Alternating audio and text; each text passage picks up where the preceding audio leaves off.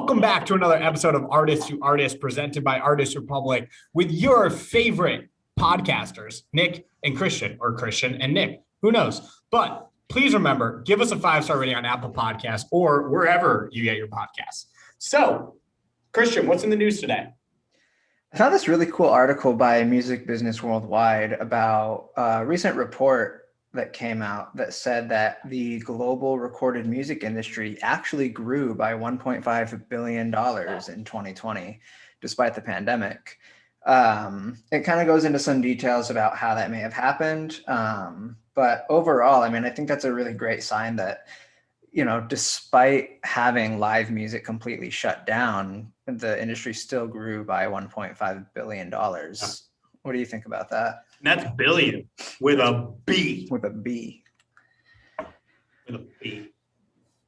I like that. Yeah. Hell yeah. It's crazy. That's my mind. It's crazy. But you know what?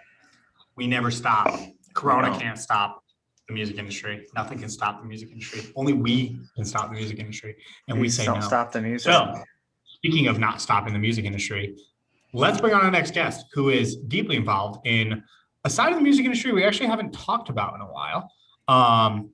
Our next guest is Blair Brown. She's a 22-year-old photographer and videographer from Oakland, California. She has an extensive resume that includes shooting Fendi's Milan Fashion Week, cover art for the Pussycat Dolls, and the Salty magazine cover with Rico Nasty. Her work has been featured in Harpers Bazaar, Vogue, Billboard, Fader, Paper, Good Morning America, and more. If you're an artist looking to up your content game, this is the episode for you. So with that, let's bring in Blair. Hi. Hey, how's it going? Good, how are you? Doing good. Good. God, I have no idea how to rename myself. Oh, here we go. Blur, cool. It's close enough. Yeah. Cool. Well, thanks for taking some time to come and sit and chat with us for a little bit. We're glad to have you. Absolutely. Thanks for having me. Yeah, for sure. I know you, Nicole said that you two met like forever ago, and she just reached out to you on Instagram to come and hang with us. So that's cool. Oh my God. Yeah. I think we like met in like the Outside Lens crowd. Yeah. Like festival, just like having a good time like ages ago. But yeah, it's been awesome. Hell yeah. Hell yeah. Meet people in the crowd. True. Cool. So, well, Christian, seeing this is your realm. This is my realm. I'm gonna let you kick this off. This is way your more realm than me. The only camera I got is a Nikon D32 that I think I sold 2 years ago. And then ever since then, I've just used my iPhone. So although I am, definitely one of the best self-proclaimed iPhone photographers and videographers the world has ever seen. Christian, this is your realm. So kick us off, man. Great. Cool. So I always like to start these things off just getting a quick little history behind you. So Blair, how did you kind of get into what you're doing now? Like, what's your story? So let's see. I mean, I was like, yo, like, how'd you get started and this and that? Like, what was the starting point? And for me, it was just sort of like, I kept gradually doing it more and more. And then all of a sudden I like looked up and I was like, oh, I want to do this full time. But I grew up an athlete. Like I played every sport, in high school, this and that. And then it came up to my junior year and I've been taking photos and like we'd won state for basketball. And I was just like, oh, I don't love this anymore. Like I'm going to do a 180 and become an art kid. And kept like just taking photos and seeing where it took me. And I used to like go out to art shows and sneak into concerts and see who bring my friends into the city. So I grew up in Oakland, so I used to go in San Francisco and just like take photos of anyone who would let me take photos of them. And then that turned into like getting invited places and then like getting more and more opportunities and just like growing that. But I really enjoy it. And like, especially in the music scene, like the fast paced environment and being able to tell that story is super fun. Yeah, for sure. And, both of us kind of have this music photography experience. And, a lot of people don't really see that. It's a really niche community of people that you don't really get to hear a lot from. So it's cool that we're able to talk to you about some of this stuff today.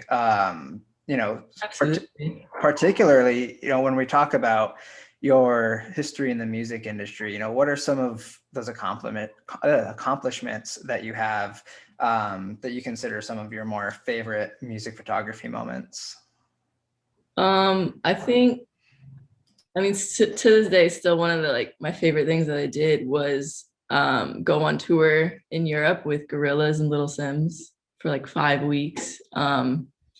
And it was just the most incredible thing every single night, obviously, because they have the most insane live performance. And there was probably like 6 buses of people and everyone coming out and just a massive band, and just to do that. And I was 18 at the time. It was my first time ever touring, and to just experience it at such a high level for the first time, being with such an incredible like group of artists and everything was, to this day, probably still one of the coolest things I've ever done. But I mean, on top of that, like album covers and single artworks, and just continuing to work with artists that I really enjoy and love and get along with. And so, yeah, I don't know. For sure. No, that's really sweet. I mean, I didn't even start music photography until I was, I think, 20. So the fact that you were even able to get onto a huge tour like that for 5 weeks at 18 is insane. You know, how did you even come across that? That's so cool. So I'd met Little Sims in the studio about like a year prior when she was in LA with another artist, with the Kehlani actually. And from there we just like chopped it up and ended up going to the Flog Gnaw together. And she'd come back a few months later for a show, and I was just like, yo, I'd love to shoot your show. And so I took photos for her. She loved them and everything. And I ended up spending that summer in London just on my own. I was taking a film class, I believe, because I was still in school this whole time. And yeah, and she ended up having some festivals out there, and I came out and just like took photos and everything. She's just, you know what, like I'm going on tour this fall. Like, what are you doing? And I was like, cool, I'll go. Like, let me ask my professors. And then and ended up like still somehow passing some classes while I was out there. But yeah, it worked out really well. Hell yeah. Pat's keyword was it passing some? Keyword, Yeah, and I think that's also like a great point though. It's like I think there is kind of a hidden message there, like to students, like, don't be afraid. Like, if you have an opportunity to just go to your professor and be like, look, I know I'm supposed to be in school, but I have to do this. 9 times out of 10, they're pretty chill. They're gonna be like, all right, I get you. So like, never use college or classes or even high school as like an excuse for like why you shouldn't do something. Just go and do it. Communication is key, because I remember like walking in the first day of those classes and being like, hi, I'm Blair. I'm gonna miss 5 to 6 weeks of your class. Like, can I still pass if I do that? And they were like, okay. And so yeah, it's communication for anything. But. Yeah, for sure. Yeah. So I'm gonna ask Mike probably like maybe one of maybe 2 questions, because Christian, like I said, it's your area, man. What is your advice? Because obviously, you know, we went into a little bit about how you got into it, but like, what is your advice for the people that want to get into music photography and all that whole area? What's your advice on how to get into it and how to also hone the special craft of shooting for music? Because it is much different than shooting a plant. And so like, what's your recommendations in those 2 areas, like how to get into it, and also, you know, how to prepare yourself to be in that different, you know, kind of space for actually shooting it?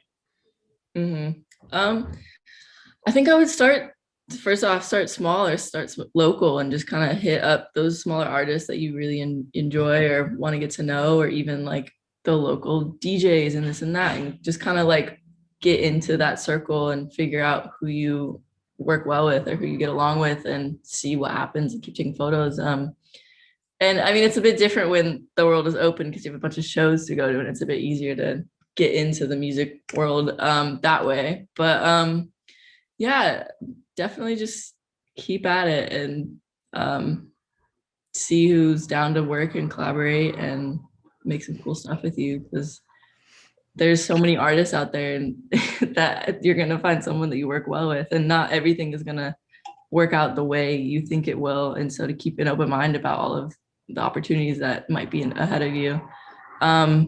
And then what was the second question? It was, I don't remember. Second question, sorry, I was on mute. The second question was more of like how to actually prepare yourself to shoot the concert. Because it's, lighting is much different. The rapid changing in lights and, angles are much different and all that stuff. So like, how do you prepare for that total new area of shooting? I mean, step one that I'm sort of still chaotic about is to make sure your batteries are charged.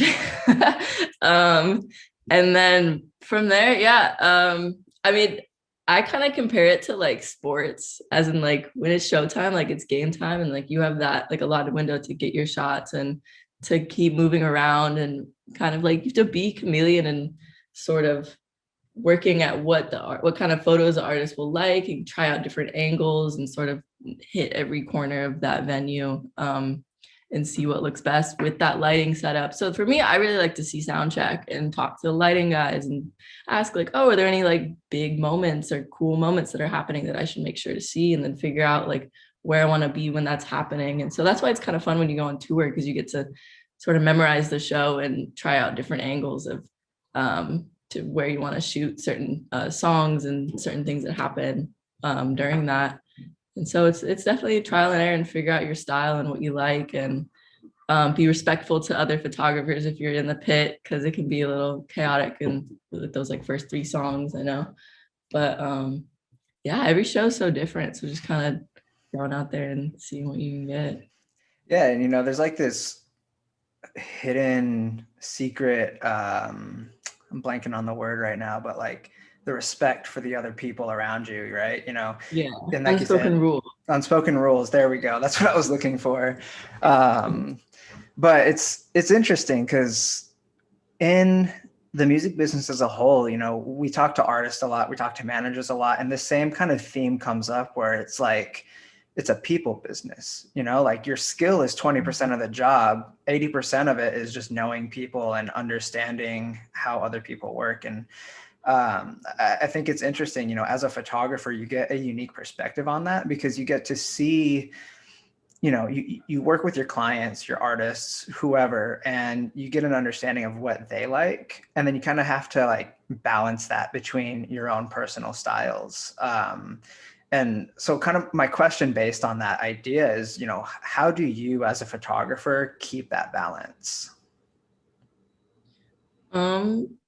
It's something that I feel like you kind of do like very naturally in figuring out what they like, and then shooting towards that, but also like trying to pinch out a little, push out a little, and get them a little experimenting with different styles or different shots that they might like. Because I feel like so many photographers now are like, oh, this is gonna do good on Instagram because it's bright and this and that. But I don't know, shoot a lot, and get options, and definitely keep that open communication and see like what you can do. I don't know. I mean, I don't really feel like, I feel like the artists that I end up working with, I have like end up forming good relationships, and we work well creative wise, so that they trust me to kind of push them in different directions style wise, and being open-minded to different stuff than just like, oh, I want this specific shot every time and that's it, and don't show me anything else. So I've been very lucky in that end, but it's Yeah. like an answer. Yeah, that answers it perfectly. Cool. But, Okay. I think it is definitely an interesting thing to note that, when the artist hires you, if it's the artist hiring you, usually they trust your work, and they kind of have this rhythm and flow with the photographer and the artist themselves, where you don't need to come to them after the show and be like, hey, look at my shots. You can just go and edit the shots, send them their way, and they'll usually be pretty cool with it. Sometimes in my experience, like, hey, did you get this shot? Did you get that shot? And most of the time I usually do. I don't know if that's the same with you, but like you said earlier, you like to hit every angle of the venue just to make sure you have as many options as possible. Mm-hmm. Yeah, it's fun. And like, for example, when you're on tour, if you're working with an artist pretty regularly, it's like, if you miss a shot, then you have like another show to get it at, right. Stuff like that.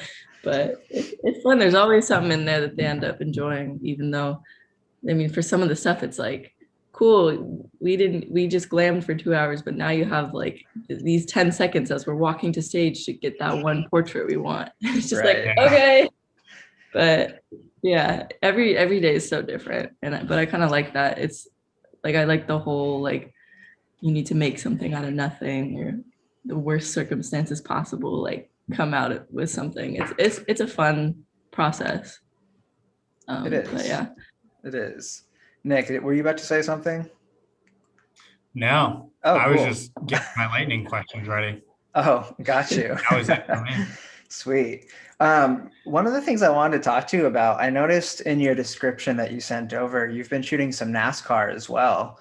How's that going?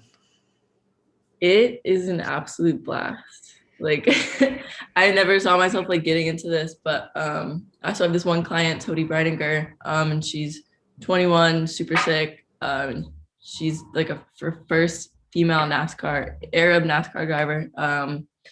And so it's been super fun, like running around with her and just the adrenaline of the show. It's the same kind of adrenaline as like a concert. You know, it's like big production and the big stadium. And when it's go time, it's go time.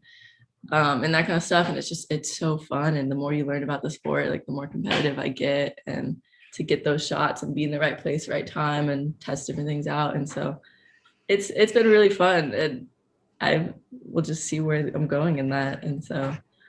And that's go ahead. Oh no, this is a totally off the hip question. It's going to seem so random, but it has to do exactly what I was talking today with someone about festivals. Okay. Being a photographer for NASCAR, do you get a golf cart? Oh, we're working on it. We're like, once we seal in those big sponsors. I've been on like calls with festivals talking about stuff, and I'm like, I just want a golf cart. Just give me a golf cart. That's all I want. Forget the bonus. Just the golf cart, please. That's all I want. You don't even have to pay me. Just give me a golf cart for the day. Absolutely, yeah. So I'm working on that. And then I go and look at like these tricked out like golf carts and like, oh, we should get one of these. And all that. Anything, even a scooter, like something. But shooting on a scooter would be tough. But at least you could get. But it could get me around, because some of these tracks are like 2 miles. Yeah. It's like massive inside. And like I want to hit every spot. I can't run that fast. I remember. I think a year and a half ago, I was doing camera operating for some like race thing. And this is like completely off topic. This has nothing to do with photography. It's more video shit. But like. I had to run SDI around the track. And my God, I wish that I had a golf cart to get me around the track, because that was a pain in the ass. Oh my God. Yeah. Imagine. I don't. Hey, it sucks. Golf carts, man. Sucks. Kind of, I guess, on the same topic of NASCAR, though, you know, what are like the big differences for you in terms of shooting NASCAR versus shooting a music tour? I think probably the fact that there's a ton of cars going about 180 miles an hour to watch out for, and like moving pieces and like pit crews. But I think it's a sport versus like a art thing. I don't know, a performance, but so it's like a competition. So you don't know what's gonna happen, if like someone's gonna wreck somewhere and this and that and like where to be. But it's nice because I'm just following one NASCAR driver, versus if I had to like do the whole race and make sure I was like catching every moment and this and that. But I see more similarities in like where you have sound check, and you have where they have the practice runs and qualifying, and then we have the show, and you have the race, and then you have that downtime where you're sitting in the trailer versus sitting in the tour bus. And so there's a lot more similarities than there are differences, I would say. And then a lot of like chain food restaurants. But that's cool. That's really cool. Cool. Well, I think we are going to move into our little lightning round here. So well, it does have to do with NASCAR. Does it? Okay. We should add a little effect or it's lightning round. Just a fucking NASCAR just driving straight through the screen. Well, where's my effects? The lightning. Yeah. So we have yes, to build that. lightning round. Okay. Lightning round is pretty simple. We're going to ask you random ass questions that we literally just find on the internet, and you just have to give us the first thing that comes to your mind. Let's go. My first question is, what would be the worst thing to have buy one, get one free sale on? Planned pregnancy test. I don't know. Okay. I could get behind that. Buy one, get one. I have no idea. Like, I don't think there's anything wrong with buy one, get one free. I think it's incredible. That'd be All right, Christian, what do you got? Okay, all right, next question. All right, Canon or Nikon? Canon. Oh, thank God. Okay, moving on. Next. All right, oh God, I don't know why I'm getting just crazy ones on the internet right now. What are two totally normal things, but would be weird if you did them back to back?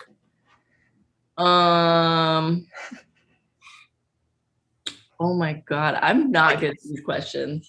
I'm like exposing. I think maybe like drinking a pre-workout and then like taking melatonin and trying to go to sleep. Like, I don't know. Yeah, that'd be pretty horrible. That's like a different way of like, I don't know, to the listeners out there, I'm not endorsing this, but that'd be like, snorting and then drink, that'd be like the mellow version of like snorting coke and then smoking. The PG version. Transcending. Yeah, it's the PG version. That's the high school freshman version. Take pre-workout and melatonin at the same time. Yeah. Don't try this at home, please. No. What is the dumbest thing that you've done on your own free will?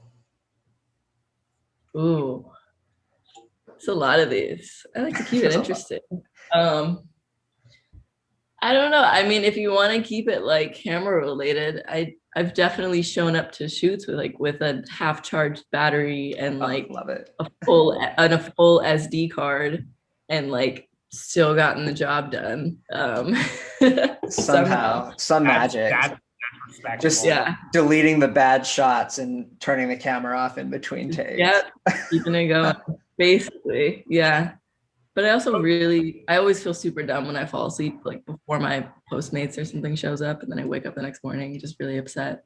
The food's gone. They took it. They ate it. Yeah. Okay, so that actually this kind of goes off of that, which is you show up with an SD, you have a horrible day, you're like, fuck. Yeah. What are some fun ways to answer the everyday question of how's it going? It's going, just trying to survive. Make it through. All right, Christian, close us off with the final lightning round question. All right, this one's going deep. All right, you ready for it? You have been given an elephant, but you can't get rid of it. What would you do with it? Make it famous and turn my entire life into being the elephant mom. I'd say the elephant queen. I think that'd be a better name. Elephant queen, yeah. And then just like becoming an elephant advocate. And if I'm stuck with it, then making sure I'm giving it the best life so that it can thrive and I don't get canceled. Well, well, here's the thing. You're a photographer and we have Instagram. So you just make Ellie the elephant Instagram and then you're set. That's all you need. Yeah. And then hopefully I can get some documentary about my elephant that David Attenborough can narrate. Yeah, we'll have him do it. There's no other way. I think you should have David Dobrik do it. I don't know about that one. It would be like Snoop Dogg's like whole like wilderness thing where he narrates. I would have Snoop Dogg do it. That would be good. Snoop Dogg could do it. That's a funny ass show. David's in some hot water right now. Oh, I did see that. Yeah. Mm-hmm. Okay. Cool. All right, Christian, kick us back off. Post lightning round. What are we doing? post lightning round, I would love to talk to you a little bit more about the artist side of things. So, you've done plenty of work for album covers and just a huge variety of things. I feel like I've seen you post something about your stuff being on like Times Square. So in terms of the artist perspective on this, what is one thing that you look for in your clients in terms of the artist? Kind of nixing a NASCAR here, just going back to the music industry. Mm-hmm. Yeah, I mean, it comes down to really like making sure you guys connect and like there's the level of respect that you guys are both artists collaborating and trying to get some stuff done.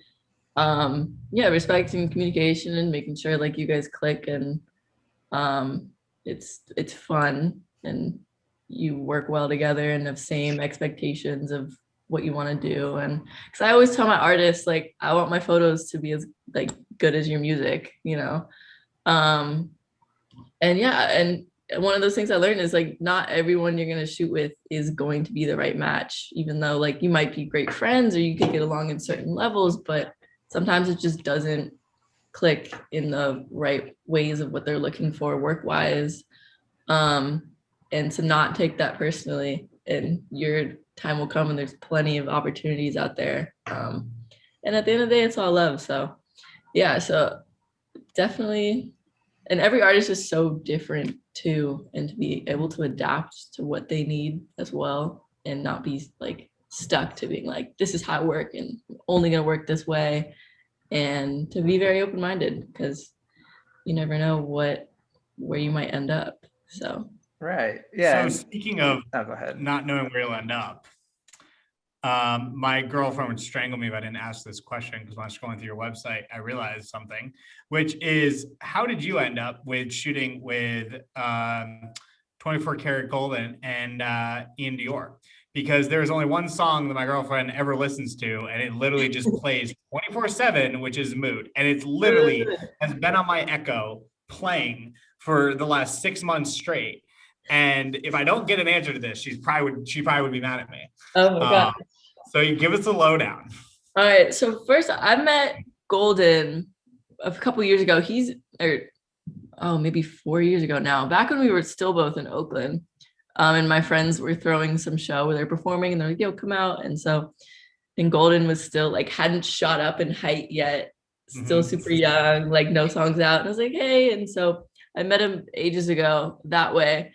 But his manager and Ian's manager is this incredible woman, Andale, who I worked with Rita Ora. And so when it came up that they were doing that video, they were like, "Hey, come out. We'd love to have you take photos for it and all the press and this and that." And I was like, absolutely. Like, this is an incredible group of people. Would love to do that. And like from the minute you heard the song, you're like, oh, this is gonna be huge. Yeah. So it was such a fun day on set to do that. And I've done a couple of things here and there with them, but it's all such a great team. And so it's been exciting to see like how far he's gone, because he's from the Bay Area as well. Golden, yeah. But yeah, no, that's awesome. I mean, because that's the thing. You look at your website, and there is not a lack of awesome people that you have worked with. But when I saw that earlier, I was like, gosh, she's gonna kill me, because my girlfriend lists like every one of these. I'm like, if she finds out, oh, she's gonna strangle me. So yeah, now I got the lowdown. All right, Christian, I'll pass it back to you because I interrupted you. Yeah, so you mentioned that you direct some stuff as well, right? mm-hmm. So what was the transition point for you in terms of being a photographer to moving into more of like a creative direction role? It's definitely, it's a interesting transition because it's not like a smooth, like I'm a photographer, now I'm a creative director, because so much of what I do is still just photography. And then I have very few like select clients where I'm like, I would really love to sit down with you and talk about like this whole album cycle we're doing, or this EP, or like, what do you think about what we should do for this single or this music video, and just sort of kind of consulting with them on smaller terms. And then so it's very different and very taking it at a very like selective pace, because it is quite a lot of like brain power to do, and to just make sure I'm working with the right people and executing what they want out of their work visually. And so it's definitely a bigger role, I would say. Yeah, But it's huge. And you know, when you go from starting out with photography and then, you know, just kind of naturally a photographer's career, and everyone's is different, but naturally it just kind of weaves its way into higher level roles. Like, you know, for what I do now, you know, I started off with music photography back in 2016, and somehow that led me to be the, you know, the director of content development at Artist Republic, and I do like all of these different things now. So it's like, I don't know, it's weird because everyone's story is different, and yet everyone tends to kind of, in a loose way, follow the same path, upward progression. I mean, as long as you stick with it, right? You know, I know plenty of guys that haven't stuck with it and now they're doing something in finance or whatever. So it's nothing wrong with that. no shade not at all. Yeah, no shade. No shade. No shade if it's not for you. Slight shade, but not full shade. Well, just a little bit. The way I look at it, if it's not for you, it's not for you. That's totally cool. Yeah. But either way, I think that's a really, really cool accomplishment. I mean, they don't want to work in the music industry. Like, it's fine. We got it. We'll all take the spots. It's cool. Yeah, more for me, man. You don't want to hang. No, you don't want to hang out. Yeah. That's cool. You want to go wear a suit? That's fine with me. I'm going to keep rocking a hoodie and going hanging backstage. It's cool. Yeah. Well, and I want to kind of shift the conversation a little bit about, you know, current events, you know, what's been going on the last year of our lives and how that's kind of affected you. You know, hopefully it hasn't done anything too negative to your career, but I would love to know, like, what happened when everything went down last March. Yeah, so it's so weird to think about that. It's like in a whole year now, but yeah. So I was booked, like locked and loaded, to be on tour for several different tours, but basically on the road for 7.5 months straight. And I kicked that off on like the end of February. I was touring with Olivia O'Brien. And then from there, I was going to pop off and do South America Lollapaloozas with another client, and then come back for the Coachellas, and then go on a whole festival run, and then another tour. You know, you get the idea. It was going to be like September, and I was going to finally get home and be like, I'm not touring for a little bit. And I was really excited to that because it was going to be the first year where I'd done that nonstop, and I was looking forward to it. But obviously all of that happened. I was like, 2 weeks at home, cool. But then like May rolled around, and that's where everything sort of shifted for me, because I got really busy really fast once people were like, okay, we're gonna do photo shoots again. And so it kind of shifted to me being in LA and shooting nonstop in the studio and on set and different stuff, and taking up that kind of role of more directed photo shoots and like all of that, versus just on run and gun, like on the go type show stuff, which was interesting because I enjoy both of them. I just didn't see that happening that year and when I was going to be doing that. But I've definitely felt really, really lucky that I had the relationships that I did with my clients, that I was the first one that they wanted to go to do these photo shoots and video shoots and whatever they wanted to get to knock out. And so it was a big shift, but I ended up really enjoying it. And then after that, I like left to London for like 2 months because I was like, I need to get out of here. Nice. Hell But, yeah. so it ended up working out, and I was really busy, and I'm really grateful for that. That's awesome. Have you been able to get any more gigs lined up for this year, later this year at all? Festival wise, yes, a couple. I mean, in the works. Of course, Outside Lands was just announced again, and that's like my hometown festival, and I've got a couple artists on that roster. So that one for sure is going to be fun. But everything's just kind of like bubbling, and so we'll see how it all plays out. But I'm ready. Yeah. To be back out at the shows and festivals and just all of that. Yeah, back at it again. I think sitting in front of my computer doing work this last year has been killing me. I've only recently started Wow. actually going out and relax. I've been I see how it is. I'm uh, so sorry. You such a horrible job.